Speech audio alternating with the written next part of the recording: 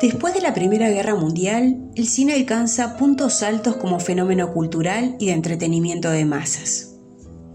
En Europa, como habíamos visto, los problemas económicos causados por la guerra y la competencia comercial provocada por el auge del cine norteamericano y las dificultades para exportar películas europeas a otros mercados generan corrientes muy interesantes como el expresionismo alemán y el impresionismo francés, búsquedas expresivas a través del surrealismo y el cine experimental, el cine soviético buscando innovar con las técnicas del relato, un cine nórdico, en particular de Suecia y Dinamarca, que siguen un camino intermedio entre un cine industrial y autoral. Pero ¿qué pasa en Estados Unidos, el país que ya en esa época se mostraba como potencia mundial en el cine? Estamos en los años 20, en un periodo que se dio a llamar los años locos, un periodo de gran prosperidad económica tras la Primera Guerra Mundial que terminaría en una burbuja especulativa que llevaría a la gran crisis económica de 1929. El cine no escapa a esta euforia y muchos empresarios quieren invertir en el cine como negocio. Y aquí nos tenemos que detener un momento a hablar del fenómeno de la producción. Recordemos que los orígenes mismos del cine estuvieron marcados por su componente industrial. Estaban los inventores y dueños de las películas en celuloide, las cámaras y los proyectores que monopolizaban el negocio. Pero también estaban las copias para su distribución en las salas. Y las salas eran en sí mismas también un negocio. En Estados Unidos, varios fabricantes que cobraban patentes por el uso del invento forman un trust, es decir, una asociación financiera, para dominar el mercado de exhibición y distribución.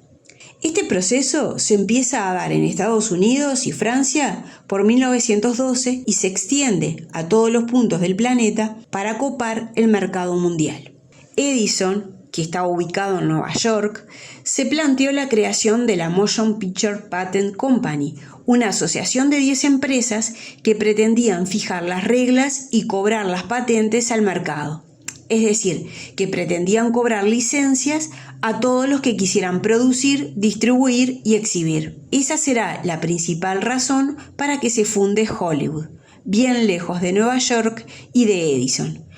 Es así que muchos productores se empiezan a instalar en California, lejos de la MPPC, con la ventaja, además, de tener una gran variedad de paisajes y un buen clima que permitía filmar todo el año. Por ese tiempo es que se forman las grandes compañías productoras como la Paramount, la Fox, la Metro-Goldwyn-Mayer. La demanda de películas era tan grande que una sola productora no podía cubrir esa necesidad. Por eso Edison aceptó finalmente la existencia de competencia, aunque sometiéndolos a su licencia. Así, en los años 20, Hollywood funciona como un sistema de producción en serie, del mismo modo que se fabricaban los autos Ford. Para que el cine pudiera evolucionar del modo en que lo hizo, se necesitaron empresas fuertes que pudieran sostener económica y sobre todo financieramente el siempre riesgoso negocio del cine. Por eso, desde la década de los años 20 y casi invariablemente, la industria cinematográfica se apoya en la repetición y en las innovaciones técnicas para atraer a la gente, porque el cine es una industria que debe recuperar las inversiones y obtener beneficios. La intervención del capital bancario provoca la racionalización de su economía. De esta manera se estandariza la producción. A donde van nuestras películas, van los autos Ford. En el esquema de producción de películas en serie, las grandes productoras montaban inmensos estudios, galpones, donde el productor contrataba directores, guionistas, productores de campo, actores y demás técnicos para la realización de las películas. Es decir, que los dueños de los films eran las propias empresas productoras, no los directores. Es por esta época también que nace el Star System, el sistema de estrellas de Hollywood, donde los actores famosos cobraban muy bien, pero esa fama tenía un precio. Su vida quedaba condicionada a ciertas reglas que imponía la productora, no solo en cuanto al tipo de películas en las que debían participar, sino también en cuanto a su comportamiento en su vida privada. Un nuevo concepto se aplica en la temática a desarrollar en las películas. No hay que hacer lo que la gente quiere ver, sino que los gustos hay que imponerlos. La inmensa mayoría eran westerns, comedias de tortazos y resbalones y elegantes melodramas.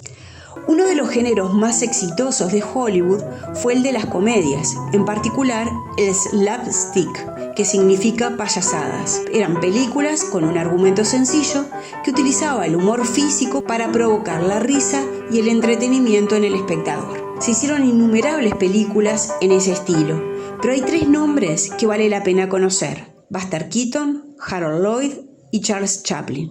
Buster Keaton, cara de palo o cara de piedra como le llamaban por su deliberada inexpresividad para actuar, se caracterizó por su humor físico mientras mantenía su rostro inexpresivo, y se caracterizó también por realizar él mismo las acciones de riesgo.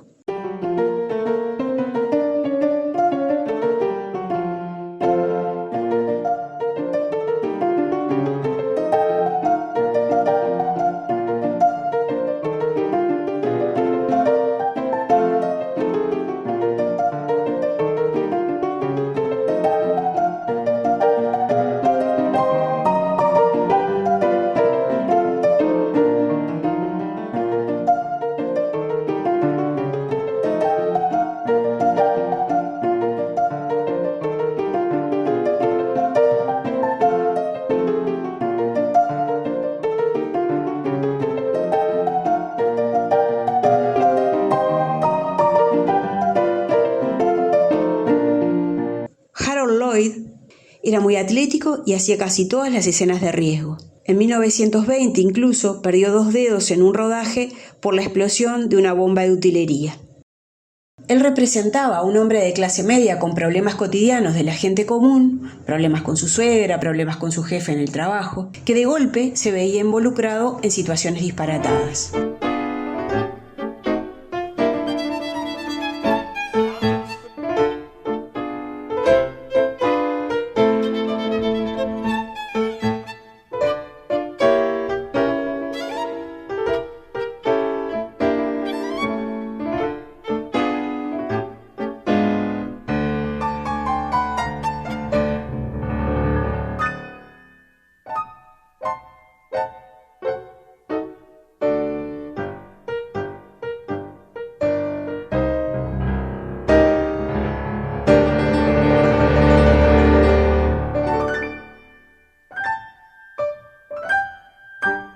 Charles Chaplin fue productor, guionista, director, actor y compositor de sus propias películas y constituye un ícono de la historia del cine.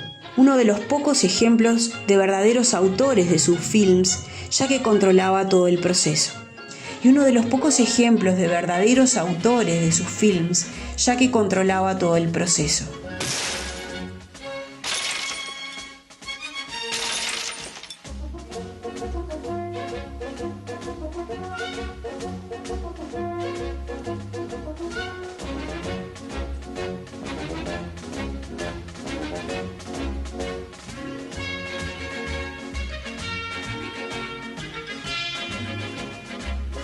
Chaplin era un cómico genial cuya sola presencia era suficiente para asegurar el éxito comercial de una película. Fue la primera estrella internacional y una leyenda viva desde su juventud, rompiendo con cada nueva producción los récords de taquilla anteriores. Su personaje del vagabundo Carlitos mezclaba de una forma única la comedia sentimental, la sátira social y el patetismo de la naturaleza humana, convirtiéndose en un arquetipo universal.